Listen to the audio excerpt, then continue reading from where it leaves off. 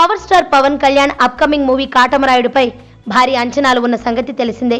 పైగా సర్దార్ గబ్బర్ సింగ్ సినిమా నిరాశపరిచిన అనంతరం పవన్ కసిగా కొడతాడు అని అభిమానులు ఎదురు చూడటంతో పాటు ఈ సినిమా చేయడానికి అసలు కారణం సర్దార్ గబ్బర్ సింగ్ సినిమాతో నష్టపోయిన బయ్యర్ల కోసం కావడంతో వారంతా పవన్ కు ఒక రిక్వెస్ట్ పెట్టుకున్నారట.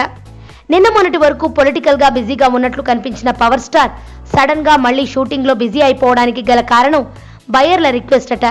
ఇంతకు ఆ రిక్వెస్ట్ ఏంటంటే ఈ కాటమరాయుడు చిత్రాన్ని బాహుబలి 2కి కనీసం 4 వారాల ముందు రిలీజ్ చేయాలనట. పాత సినిమా నష్టాల పూడికతో పాటు కొత్త సినిమా లాభాలు కూడా బయ్యర్లు ఆశిస్తున్న తరుణంలో బాహుబలి తర్వాత కాటమరాయుడు వస్తే అప్పుడు ప్రేక్షకుల మూడ్ ఎలా ఉంటుందోనని బయ్యర్లు ఆందోళన వ్యక్తం చేస్తున్నారట. ఈ తరుణంలో పవన్ సినిమా మాక్సిమం క్యాష్ చేసుకోవాలంటే బాహుబలి రావడానికి ముందు కనీసం 4 రోజుల వ్యవధి ఉండాలని చెప్పారట. దీంతో కాసేపు పొలిటికల్ విషయాలకు విరామం ఇచ్చి కాటమరాయుడుపై కాన్సంట్రేషన్ చేస్తున్నాడట పవన్.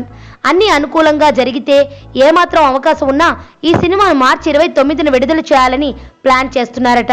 ఎందుకంటే ఏప్రిల్ 28న బాహుబలి 2 వచ్చేలోగా కాటమరాయుడు కలెక్షన్ టార్గెట్స్ రీచ్ అవుతాడు. అయితే ఈ క్రమంలో మార్చి 29 అంటే స్కూల్స్ కాలేజీల్లో పరీక్షల సమయం కావడం ఏమైనా మైనస్ అవుతుందేమో అనే ఆలోచన కూడా చేస్తున్నారట. ఏదేమైనా పవన్ కాటమరాయుడు విడుదలను బాహుబలి 2 డిసైడ్ చేయనుండటం గమనార్హం.